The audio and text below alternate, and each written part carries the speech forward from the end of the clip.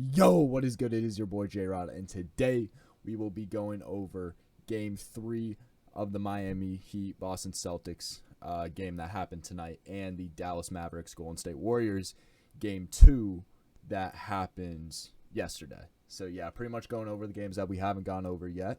If you missed my other reviews, go back and check them out, man. They're pretty easy to find on my recent videos, and yeah, I mean, I feel like it starts with the most sense to go over the Mavs against the Warriors that happened with that Game 2 matchup. So, I mean, the Mavs were hot in the first half. I mean, I watched that game. I was like, this is going to be another blowout game. I mean, there's been so many blowouts in the playoffs. I was figuring, hey, the Mavs are up by, 15, 20, something like that. They were just hitting all their threes. Obviously, Luka was hot. Brunson was getting hot. Reggie Bullock and Dorian Finney-Smith, they were finally getting open from three and hitting the shots. I figured I don't see the Warriors coming back. And that's what they did. My prediction at the end of Game 1, I said that the Golden State Warriors would win Game 2 in a game where it would be pretty close, and then the Warriors would just take it away in the fourth. And although it wasn't close at all in the first half, the Warriors did climb back, and they got hot, especially in that fourth quarter. So the Mavs, I don't want to blame Jason Kidd here for what happened, because I do feel like he's been doing a really good job of making adjustments and coaching this Mavs team.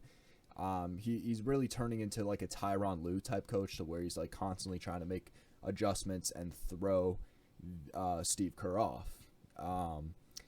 And pretty much their goal, they were up by a shit ton in the first half, and then heading into the second half, they're like, okay, now offensively, we're just going to attack Steph. Everything we do offensively is going to go through Steph. And then they just couldn't get it to work. They were trying to switch onto Steph. It would never work. And then at a point, I believe, I'm not sure exactly, but I believe they were at a point where, like, okay, if that's not going to work, we're going to attack Kevon Looney through the pick and roll. And Kevon Looney, he was locking up from the three. He was locking up from the mid-range and the center. He was moving his feet really well. I was surprised how well Kevon Looney was able to hold up with some of these guards. There's a couple possessions where I saw Spencer Dinwiddie on Kevon Looney in an ISO, and I was like, oh, Spencer Dinwiddie's going to absolutely cook him up. And Kevon Looney stuck with him the whole way, whether he was trying to drive or go up to a three. So, yeah, Spencer Dinwiddie was getting locked up in those possessions that he was on him. Luka was still hitting some shots in the second half. Jalen Brunson was still doing very well in the second half, although he wasn't as hot as the first. The Mavs just lost that same offensive production that they had in the first half, and they go into the Warriors here. I mean, it was Steph Curry show. It was a Steph Curry show in the third and the fourth. Just absolutely took over.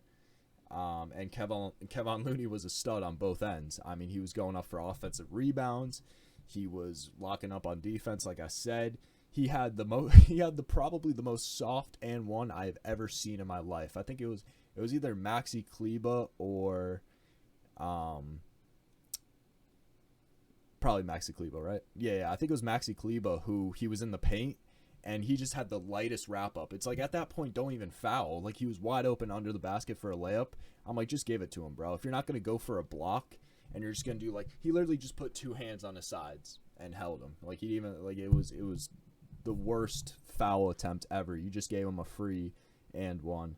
But yeah, Kevon Looney was an absolute stud. And it's funny because Kevon Looney just seems to be getting even better with this Warrior squad as the years go by and gaining even more confidence. And he went from a player that, he would get a lot of minutes but never would really be used in the system. It would just be like, okay, go get boards and let's get this offense going with the pick and rolls. But, I mean, he's turning into a guy that they literally let go at it in the paint.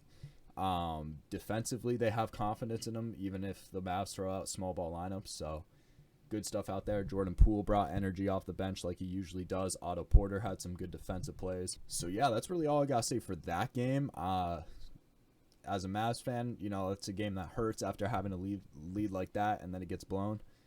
But the series is definitely not over, especially with the Dallas Mavericks. And then over here, I mean, there's so much to say about this game that happened. So, like, with injuries, with comebacks, with so much stuff was going on here. So you start out in the first half and we were getting blown out.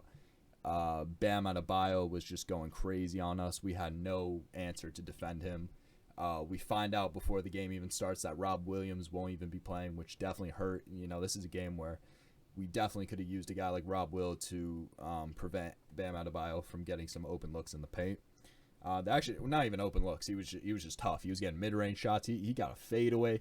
There's this one tough-ass shot he got in the fourth quarter where, he was so contested, shot clock going down. He threw it up, and it just...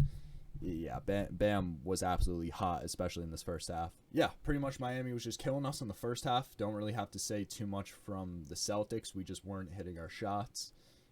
Defensively, we weren't necessarily bad. It's just Miami was really good, feeling themselves. They had Kyle Lowry back for this game as well, which definitely made a difference in how Miami ran their offense, especially in the second half of the game. And then the second half started, and we find out that Jimmy Butler is injured and will not be returning, which I hope he gets better. Even as a Celtics fan, you hate to see guys get hurt. But Miami definitely struggled without Jimmy. This is a team that heavily relies on Jimmy, which makes sense. He's the number one player on the team, number one option. We get that, but they kind of fell apart. It looked like they had no sense of what they wanted to do offensively. I know Kyle Lowry being back was definitely helpful. Bam was still producing at a pretty good level, but when you have a guy like Jimmy that's out, all the focus goes on to Bam. So he wasn't really as able to be as productive. So yeah, Jimmy being out in that second half hurt them, but they were still able to get it in the end. Just that if they didn't have such a big lead, I definitely feel like the Celtics would have won this game because we did have some good momentum. Although we had a lot of bad turnovers, and even a couple guys going out with injury. Tatum didn't play great. I still do feel like we had a lot of control in that second half, but Miami pulled away with it. And then for the Celtics, like I said, Jason Tatum just didn't look great. He was getting double teamed quite a lot.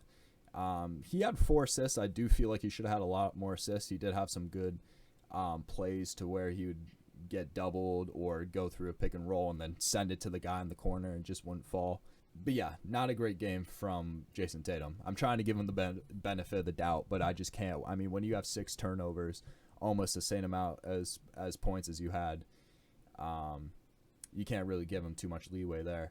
Al Horford was a big part of us in the second half in our comeback, just on both sides of the court. I actually did like how we started Daniel Theis as well in that first half. Obviously, it wasn't going to work for the full game just because of how good Bam was doing. You needed a guy to be able to lock down on him. But I did like how we tried to switch it up a little bit there. A lot of that is also due to Robert Williams being out. I thought they were automatically just going to do Grant Al. By what they did there. Jaylen Brown, you look at Jaylen Brown, that's my guy, man. He went out there, he had 40 points.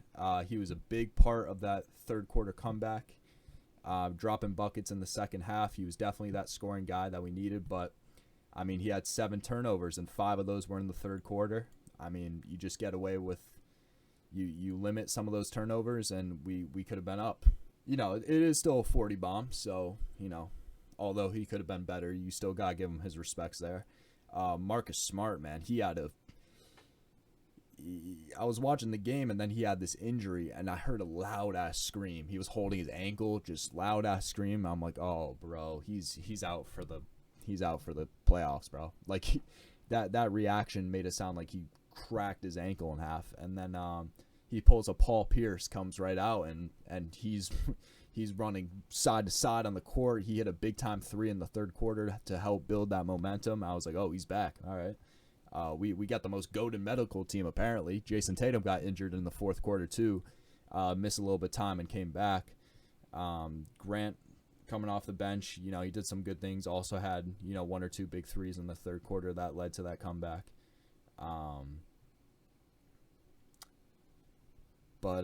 Yeah. Like I said, it was really just the turnovers that hurt us. I think we had 13 turnovers heading into the second quarter. And then you go on to the second half, and at the end of the game, you got Tatum and Jaylen Brown, who combined with 14 total turnovers. 13, I can do math. 13 total turnovers. So, yeah, from that stance, we just got 23 turnovers total as a team compared to 8. And if the Miami Heat had Jimmy Butler, that probably wouldn't have even been 8 turnovers because they they looked very stagnant on offense without Jimmy Butler. But you know, I'm still confident. I know we're down 2-1. We were down 2-1 against the Bucks as well, and you know, we were able to bring it to a game 7 and win. But this next game, I mean, if we go down 3-1, we're not beating Miami 3 games in a row. You know, as confident as I want to be in the Celtics, I mean, who knows what's going on with Jimmy Butler, if he's going to be able to come back or not. But regardless, that's going to be very tough against an Eric Spoelstra team. And that's another thing that I think has been a big part of why I think this Miami Heat series is going to be very tough for the Celtics, because, you know, you go against Steve Nash and Mike Budenholzer, who, you know, you could say what you want about them as coaches, but they're not Eric Spoelstra. You know, Eric Spoelstra is a coach that will make a lot more adjustments and will throw you off guard. Mike Budenholzer, although throughout the years has been able to make more adjustments as a head coach and has sort of adapted. He hates, you know, he's stuck in his ways. He doesn't like to make many changes, but, you know, ever since that championship run they had, he is a lot more willing to do so. But still, Eric Spoelstra is just a mastermind. You know, he's going to come up with something every single minute of the game. Coaching aspect from the Celtics, though, I think Ime Udoka is still doing a really good job. You know, you can't really blame that on him. It was just, like I said, those turnovers that affected the game. But it was good to see the light that we had potential to come back from being down 20. You know, we brought that intensity up in the second half, even with a struggling Jason Tatum. And yeah, it was just a bunch of crazy things that happened in this game. Like I said, like there's so many. Like you get Jimmy Butler getting injured, Tatum, Smart, turnover. Like there's so many different things that affected the outcome of this game. Even the refs were pretty bad for both sides. I'd say a lot of people say that the Celtics got carried by the refs and still lost, but yeah, I don't know. There's a couple questionable calls on both sides. I don't think it would have made a difference anyways. Miami had this game, but yeah, they'll be back for Game 4 at home. I am going to be selecting the Boston Celtics to take Game 4. I mean, I have to. You got to make it interesting, you know. We'll see what's going on with Jimmy Butler. I hope that he's good for Game 4. You know, I want to play the best Miami Heat team and beat them. And then for the Warriors and the Dallas Mavericks, I feel like I got to go with the Mavs Game 3 as well. You got to make these interesting. So I'm going to go with the Mavs. I want to say it's going to be a close game, but there's been so many blowouts, you don't know what's going to happen in the NBA. And it's crazy. There's been so many like blowout games to where a team is up by like 20-25, but that 20-25 really is only like you're up 5. You know what I'm saying? Like, although it looks like a blowout, especially in the first half, nowadays team could just come back like it's absolutely nothing. So it's been a weird conference finals, but we still got hopefully a lot more games to go. Damn, this video is a little bit longer than I thought it'd be.